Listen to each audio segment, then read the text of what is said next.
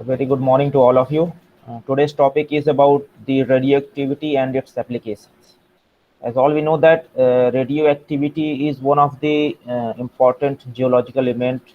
For that, we study different radioactive elements. That radioactive elements can be found in the earth or on the earth's surface in the different forms. Okay, so radioactivity and the radiation and there may be different kinds of disasters related to the radioactivity that can be studied by different geological processes, by different environmental it is also having different environmental aspect. Before starting with, this is the outline of the presentation. First we will discuss about the radioactivity, then what are the different sources of radionuclides, then what are the background radiation and applications of radioactivity. Okay, before starting, I would like to start with the symbol. This is the symbol which is used to aware the people of the danger of radioactivity, or if you can find any radioactive element, or if there is a nuclear reactor. So this is the common symbol which is used for as a danger sign in case of when you are near to any radioactive element or radioactive center.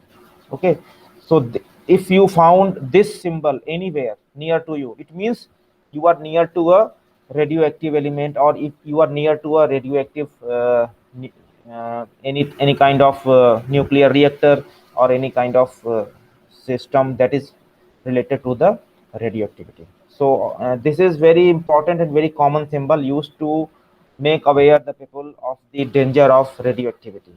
Okay, so in the past there are different kinds of nuclear disasters occurred. Okay, in 2011, Japanese Fukushima nuclear disaster. Okay, this nuclear disaster was occurred in 2011 in the Japan. There was a blast in a nuclear reactor in the Japan. So that was a kind of nuclear disaster. When we talk about disaster, so disaster may be of two types, as we have already discussed: natural disaster and man-made disaster. So nuclear disaster can be considered as a man-made disaster or anthropogenic disaster. Okay, these are some cases. Okay, this is also a case where there was a nuclear disaster. Then this was the nuclear disaster in 2011. Okay, and shut down the nation's 54 nuclear power plants. At the time of this nuclear disaster in the Japan, they suddenly shut down all the 54 nuclear power plants. Okay, and the difficult the difficulty of such kind of nuclear disaster is the cleanup. Means after the nuclear disaster, you have to clean the nuclear waste that comes out after the blast in the nuclear reactor. Okay, so it's a very harmful disaster. It's a very you can say dangerous disaster that can affect the human life. So its effect may be the long term. The effect of nuclear reactors, the effect of the nuclear disasters may be a long term effect on the human health. Okay, so that was occurred. This disaster, Fukushima disaster, was occurred because of the earthquake of the magnitude of 8.9, and the subsequent tsunami overwhelmed the cooling system of an aging reactor along the Japanese northeast coastline. Okay, the main reason behind such kind of nuclear disaster was a earthquake of the magnitude of 8.9. Okay, so this accident triggered the explosion at several reactors at the complex, forcing a widespread evacuation in the area around the plant. Okay, now there was another nuclear disaster in 1985, Russia, the Eco second class submarine. There was a submarine, it was a nuclear submarine, and they also have some kind of explosion that occurred the nuclear disaster. It was occurred in 1985. Okay, then 1986 there was another nuclear disaster in the city of Brest, Ukraine. Okay, and then again one of the worst nuclear accident till date. This nuclear disaster is one of the worst nuclear accident till date, and the accident killed 30 people directly and damaged approximately $7 billion. Okay, So, radioactive fallout from the accident was concentrated in areas of Belarus, Ukraine, and Russia. This nuclear disaster affects the areas of Belarus, Ukraine, and Russia, and approximately 350,000 people were forcibly resettled away from these areas soon after the accident. Okay. The disaster occurred in 1986 is considered to be the worst nuclear power plant disaster in the history. Okay, on the morning of April 26, the reactor number 4 at the Chernobyl plant exploded, and more explosions ensued, and the fires that resulted sent radioactive fallout into the atmosphere. Okay, so the nuclear disaster also affects the atmosphere because of the explosion in the nuclear reactor.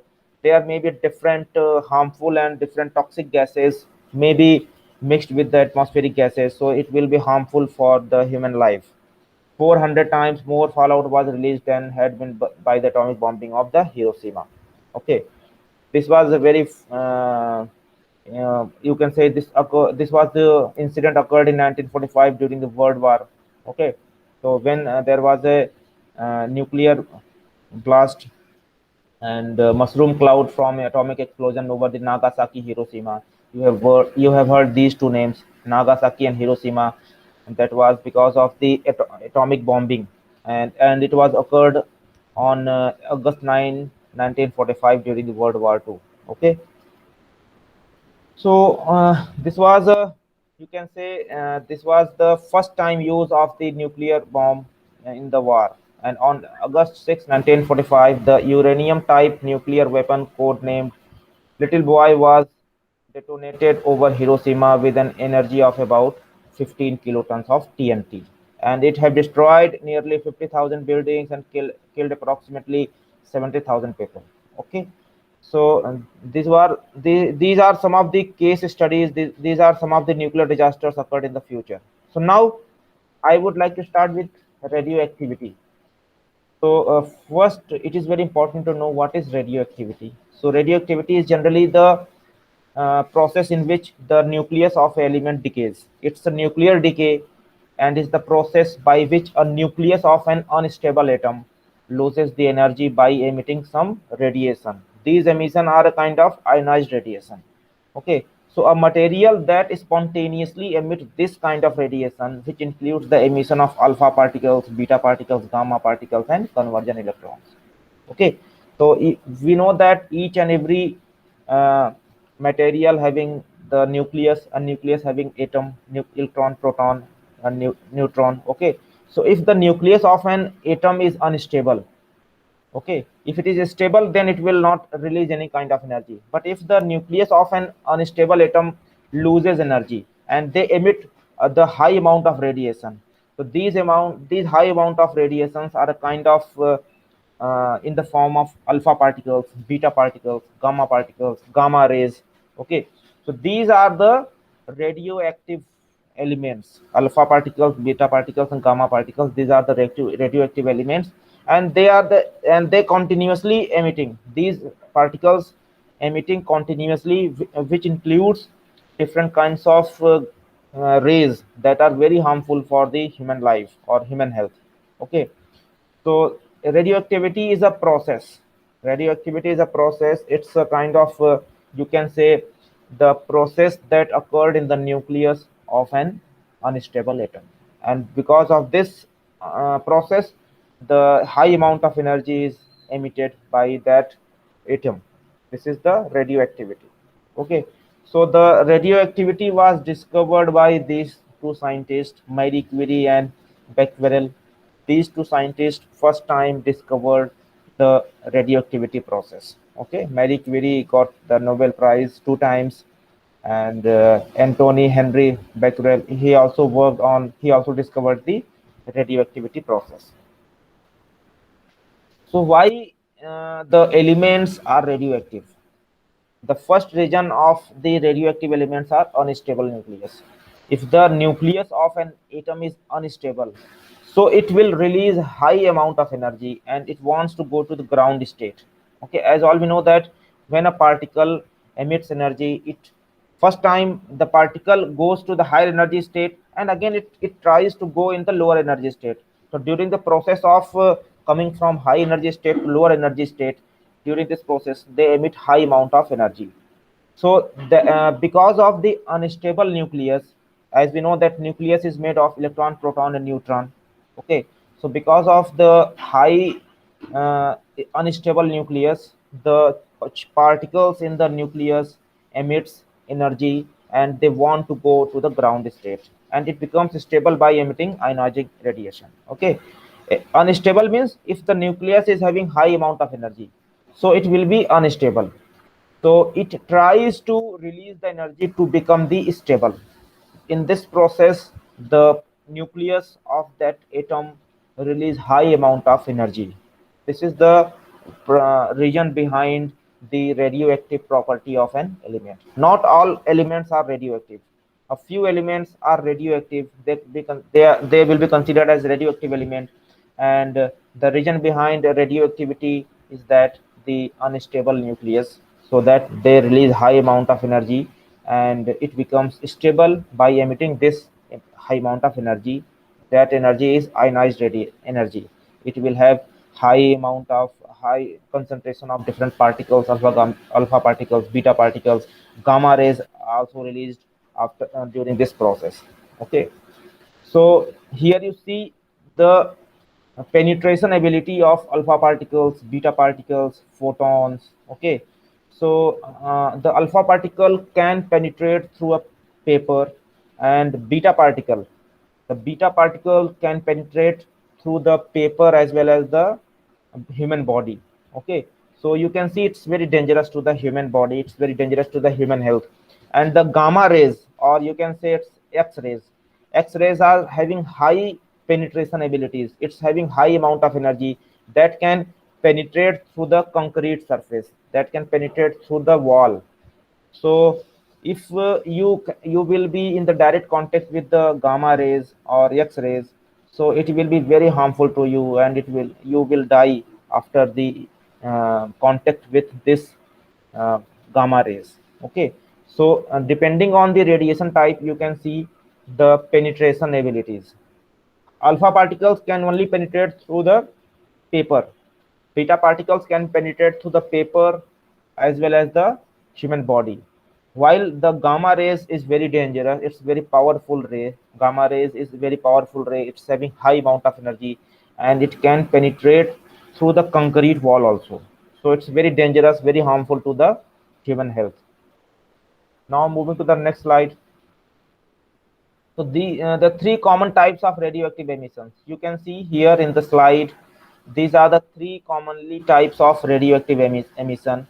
So you can see when they say there is a radioactive emission, so it emits alpha particles, or it emits beta particles, or emits photon. As all we know that during the emission of the energy, during the radioactivity, the particles, the nucleus of that atom release either alpha particle, either beta particle. Beta particle is a kind of electron, it's a charged particles, and photon or gamma particles or gamma rays. So out of all alpha particle, beta particle, and gamma particle or gamma rays is very much dangerous.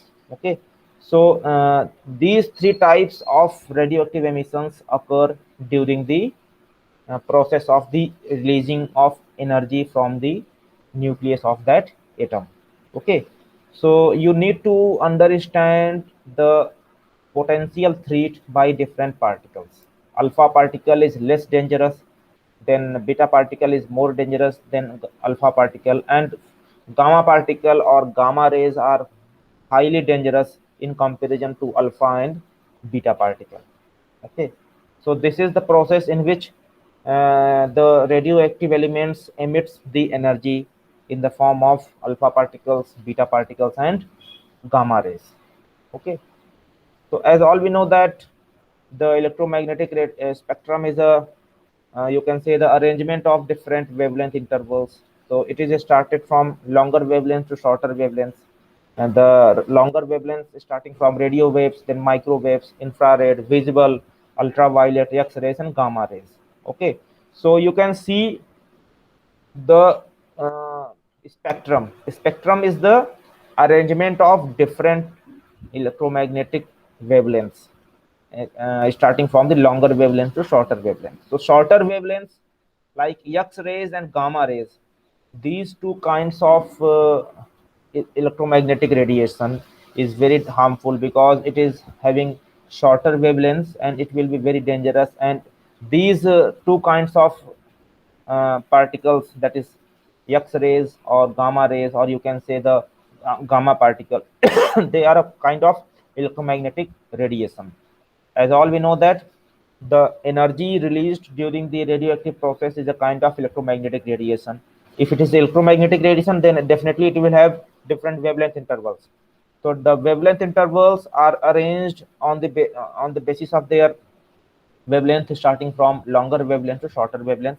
So shorter wavelengths can be released during the radioactive process, during the radioactive, or you can say during the nuclear decay of the nucleus of an atom. Okay, so moving to the next slide, half life and mean life. So each and every radioactive element having half life and mean life. Okay, on the basis of their half life and mean life, we can also get to know the information about the age of any particle. Okay, this radioactive property is used to study the age of older rocks or age of some older fossils and other things. So half life is the time that is required for half of the atoms of an radioactive material to decay to another nuclear form, whereas mean life is the average of all half lives. Okay, each and every radioactive element, each and every radioactive part in nucleus having half life means how much time it required for half of the atoms to decay to another nuclear, and mean life is the average life of all half lives. Okay, so it can be used to study a time scale, the decay rate of different radioactive elements, the decay rate of the radioactivity after 10 half lives, the level of the radiation is reduced to 1000.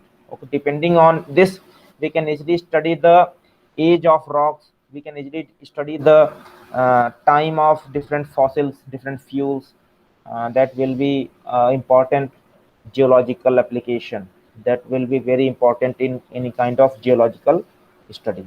So during the radioactive process, during the radioactivity, we can study the half life and mean life of the materials that will be used to study the age of the rocks, and you can say you come to know how old a rock is and what is the time of the formation of specific rock. Okay, so the sources of radioactivity, there are three important sources of radioactivity. There's primordial radionuclides, cosmogenic radionuclides, and anthropogenic radionuclides. So in primordial radionuclides, the radionuclides are present since the creation of the earth and having half life. Okay, so these are some materials, these are some particles or atoms that can be created, that can be found at the time of the creation of earth, and that is having half life, that is Pb and Ra and K. Cosmogenic radionuclides, these are the radionuclides that are produced in the upper atmosphere as a result of cosmic ray. Cosmic ray, which is coming from the space, and they interact with the light particles, or they interact with the atmospheric particles like carbon, nitrogen, and oxygen, like C14, Be, Na, P, and S. These are the radioactive elements that can be created during the interaction of cosmic rays with the atmospheric particles or atmospheric gases. Anthropogenic radionuclides, these are the particles, or these are the you can say the elements that can be produced as a result of man-made activities such as nuclear fabrication, enrichment, nuclear power generation. For example, CS 137, 134. The 137, 134, these are the atomic numbers of the particle. Okay, these are the atomic numbers of the particles. So all the radioactive elements having high atomic numbers. Okay, and CS 137, CS 134, I 131, SR 90, These are the radioactive elements. These are the, you can say, these are the radioactive particles that can be produced during the anthropogenic activities and because of the man-made activities. So radioactivity having three important sources of the formation: primordial, cosmogenic, and anthropogenic. Okay, and depending on their atomic number or depending on their half life, we can study, or we come to know that which one is primordial, which one is cosmogenic, or which one is anthropogenic. Okay, so now moving to the next slide. So how to measure the radioactivity? So there are different units of the measuring of radioactivity. The first one is the becquerel. It's a kind of unit. It is used to measure the radioactivity. It is the disintegration per second, DPS. And Curie CI is also a unit to measure the radioactivity. One CI is equal to the amount written here, BQ. So one MCI is equal to 37 MBQ, and one mu CI is equal to 37 KBQ. Okay. REM is a term used to describe the equivalent or effective radiation dose. So in the International System of Units, the sievert describes the equivalent or effective radiation dose. One sievert is equal to the 100 REM. So these are some units of the measurement of radioactivity. These are the units that can be used to measure the radioactive properties, radioactivity level of different materials. You can use Becquerel, Query, RAM, or this sievert. These are different kinds of units, and you can also convert from one unit to another unit by having the formulas written here. Like you can convert the Curie into Becquerel by using this relation.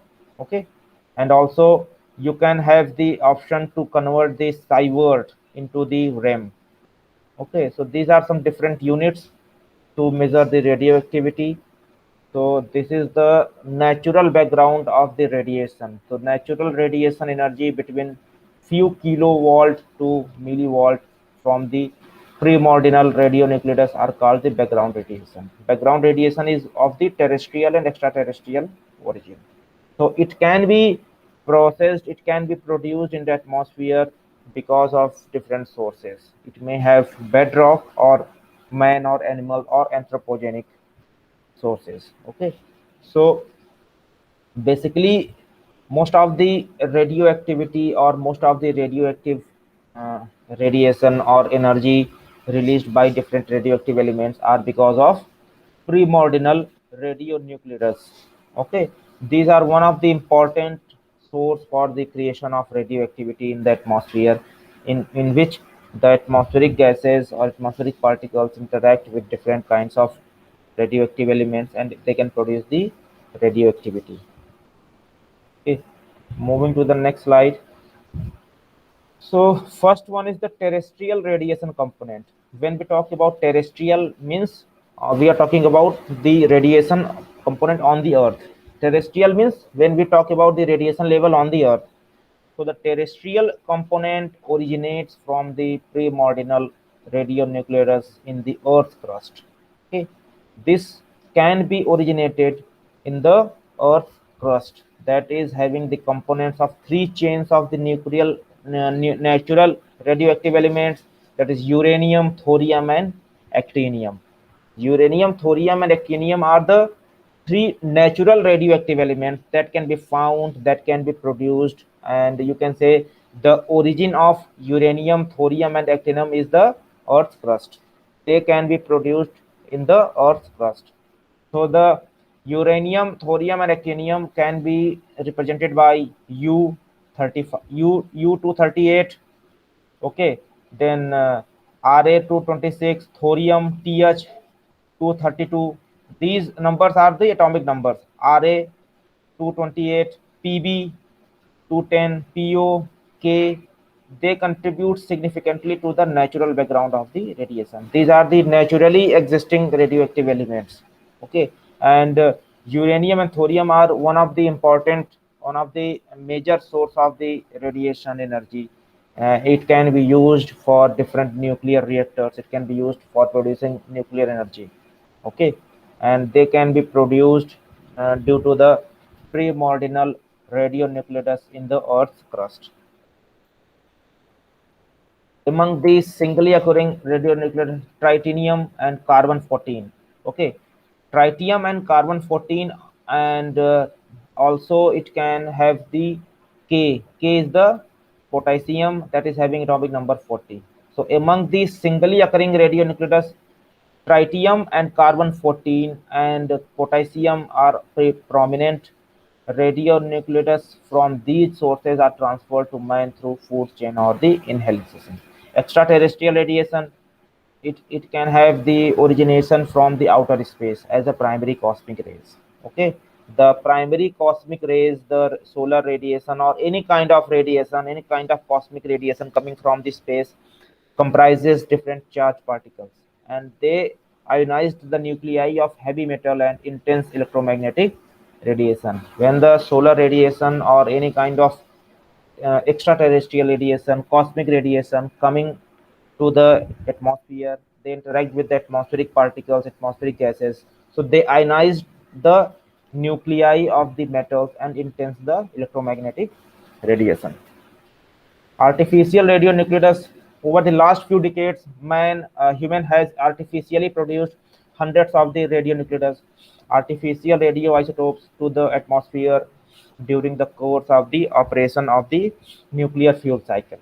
Okay, so now right now most of the man-made nuclear reactors are formed. They use artificially produced radionuclides to create nuclear energy. These are because of the artificial radioisotopes. Now, what is radioisotopes? It will be discussed in the next class about the radioisotopes. Okay, most of the artificial radioisotopes decay a short half-life, therefore only a few of them are significant from the point of human exposure. Okay, so artificial radionuclides are now being used for creating the nuclear energy, nuclear reactors, and it can be used for having the high amount of the energy, high intensity of the energy for different applications. Radon is a radioactive gas. Okay, radon is a radioactive gas that can decay the product of the radium and created during the natural breakdown of the uranium in the rocks and soil. Okay, so using this radioactive decay, using this gas, the decay process of this gas can be used to find out the age of the rocks and soil because of the breakdown of the uranium. It is one of the heaviest substance that remains a gas under normal conditions and is considered to be health hazard during the cancer. So there are three isotopes. Okay, what is isotopes? It will be discussed in next class.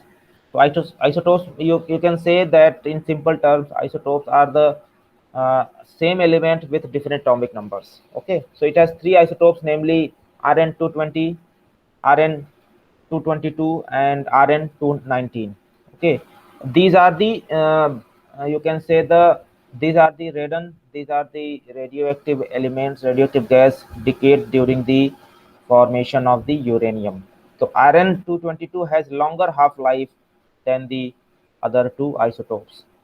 So by analyzing or by finding out this radon, this radioactive gas in the rocks and soil, you can easily find out the age of the rock and soil.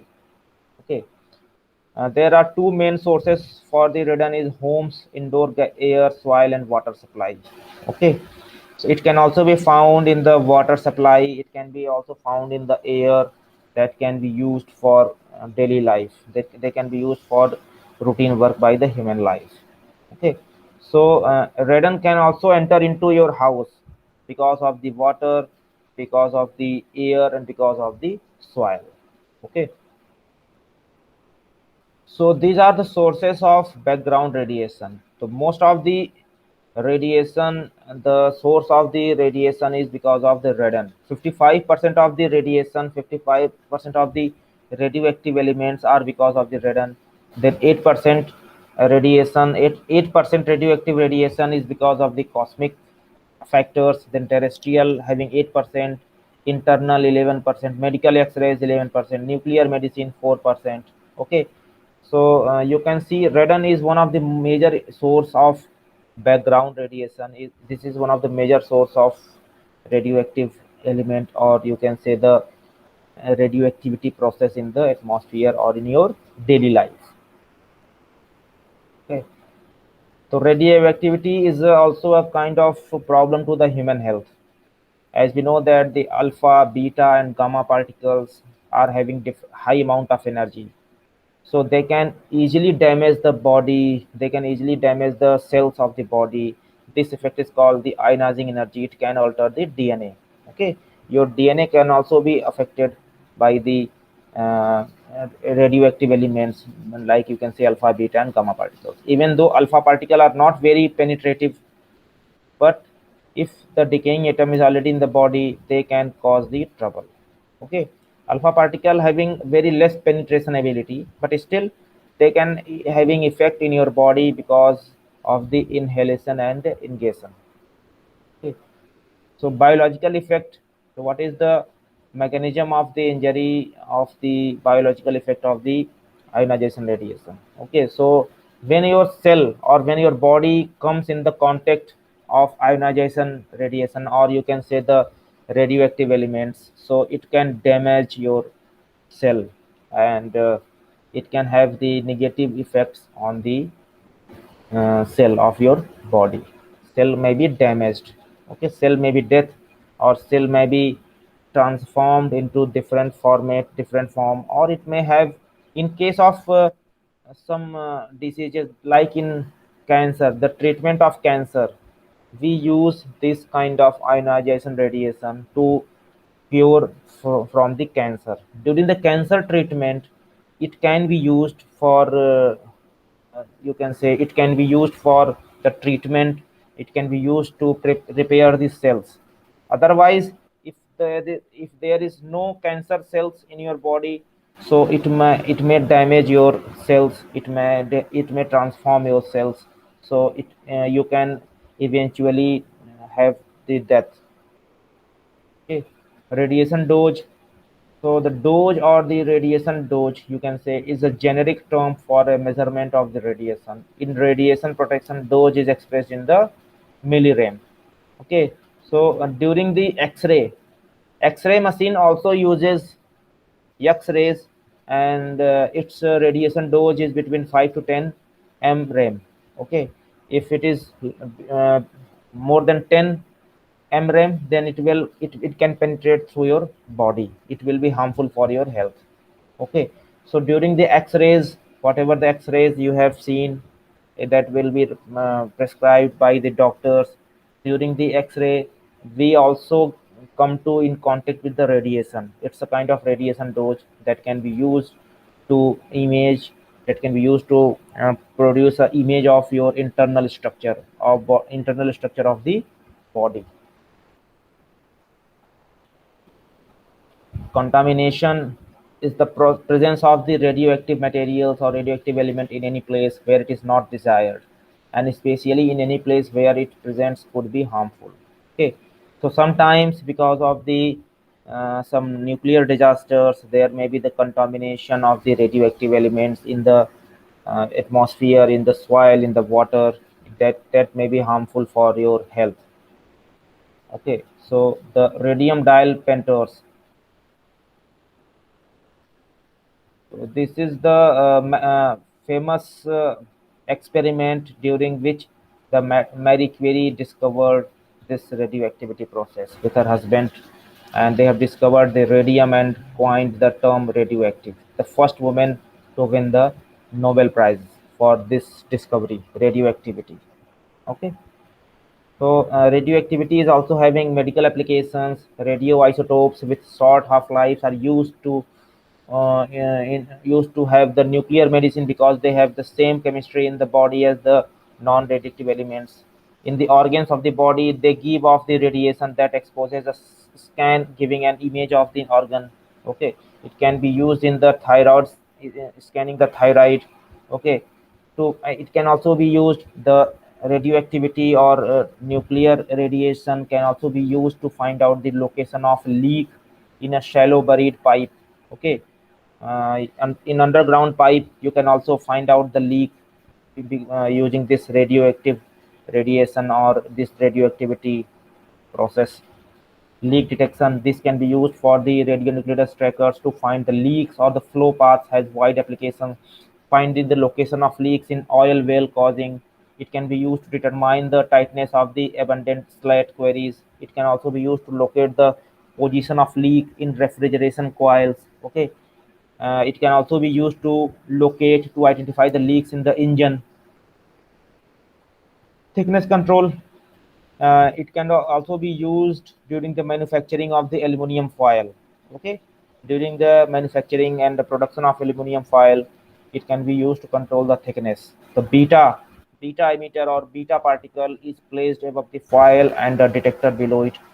Some beta particle will penetrate the foil and the amount of radiation is monitored by the computer. That can be used as a signal which will be sent to the roller to make them the gap smaller or bigger based on the count rate. So it can be used for the manufacturing of the aluminum foil.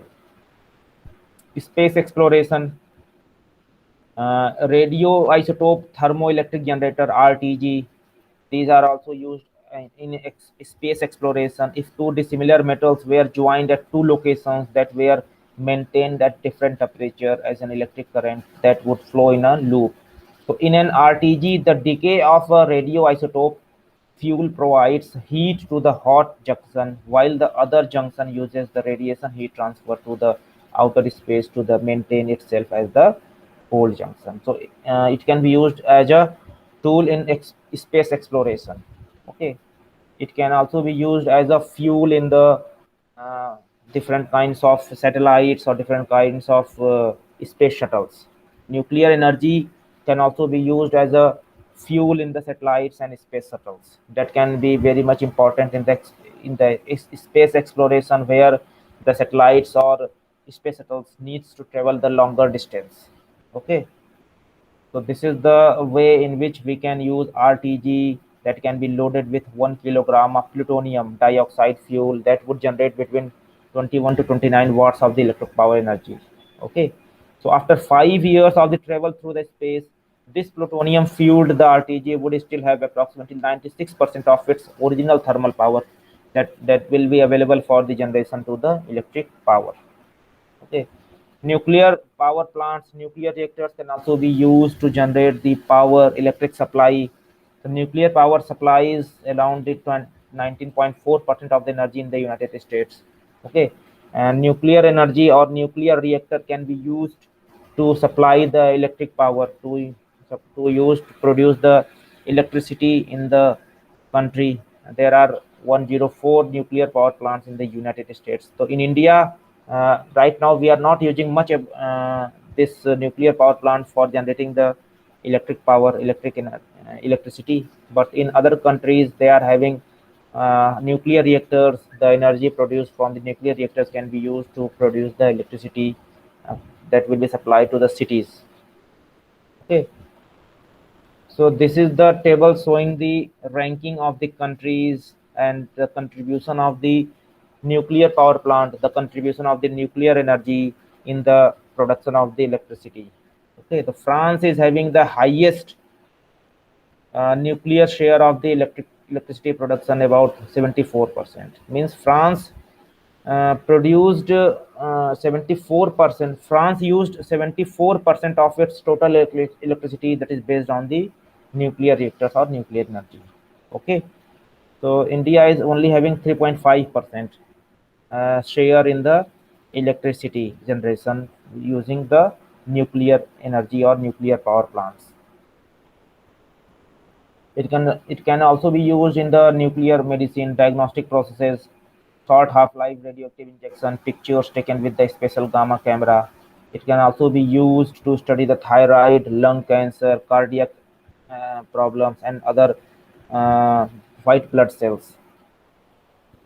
Bone scans, the nuclear energy or the radioactive energy can also be used for scanning the bones. That can be as a part of X-rays. Okay, radiation therapy can also be used for treating the cancer. Okay, as we all know that chemotherapy is a kind of radiation therapy. It can be used to cure the cancer, it can be used to treat the cancer. It's a very important application of radiation or radioactive energy. Okay, so these are some radioisotopes that is used in the nuclear medicine, and isotopes are written here, and the half-life of different isotopes, and they are different medical applications. In the next class, we will discuss about the radioisotopes. Okay, so this nuclear energy or the radiation produced by the radioactivity can also be used for crop production, crop improvement by the mutation techniques. We can generate new species, new types of crop species by having mutation that can be done by the radioactive energy or nuclear energy. Okay, mutation techniques that will be used to improve the crop cultivation. It can enhance the biodiversity, and it can increase the farmers income. Okay, we can generate new types of grains, new types of different grains, new types of rice, new types of wheat by mutation technique. Okay, these are the mutant variant. Insect pest control. This nuclear energy or the gamma radiation or gamma energy can also be used to control the insect and pest. That can be very much useful for the crop production. Prevention of food and agricultural product by the radiation, and alternation method of the food preservation by irradiance of X-ray or gamma rays. Okay, so it can be used as the food that can be exposed to control the amount of ionizing radiation in shielded area for a specific time to achieve the desirable objectives. The sources are gamma rays from the cobalt 60 or cesium 137. Okay, so food preservation, the radioactive energy or the nuclear energy can also be used to preserve the food for a longer period of time. Okay, these are the effects of gamma radiation treatment in delay ripening. Okay, you can use the gamma radiation to delay the ripening of different products. Okay, pitch after 7 days of ambient storage. Okay, it can be used to store different fruits, different kinds of agricultural products by using this radiation or radioactive energy. Okay, this is the effect of gamma irradiation and editable coating treatment on the storage quality of the varieties after 100 days of the ambient storage. So this gamma radiation or different kinds of radioactive energy can also be used as a coating for the treatment on the storage quality of the variety. You can use it for storing the different fruits, different uh, eatable materials for the longer period of time. Okay. This is another figure showing how we can use nuclear energy for storing, for having the storage of different products. Like it is an example of cherry. So cherry can be stored by using gamma radiation. Okay. This is another example how we can use for storing different fruit items, fruit materials. These are different kinds of radioactive consumer products that can be used for different applications. Dentures. Uranium is added to the false teeth to provide a shine to the material. The concentration of uranium is quite low, about 300 parts per million. Okay, it can also be used to provide the shine to the teeth, and it can also be used to prepare the false teeth that can be used for shining the false teeth. Radiation detection instruments. These are the two kinds of instruments, that is geyser counter and liquid scintillation counter. These two instruments are used to detecting the radiation level. Okay. So annual radiation dose limit, general public versus occupational. So general public, there may be the maximum radiation is around 100 mrem, and the occupational limit is around 5000 mrem. Remember, we get approximately 300 mrem per year from the natural background exposure.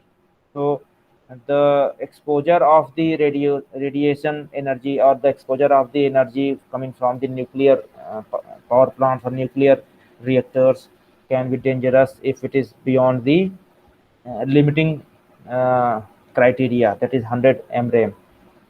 Okay, these are some references used in the preparation of this lecture. Thank you very much for today's class, and if you have any question, then you can ask related to today's lecture.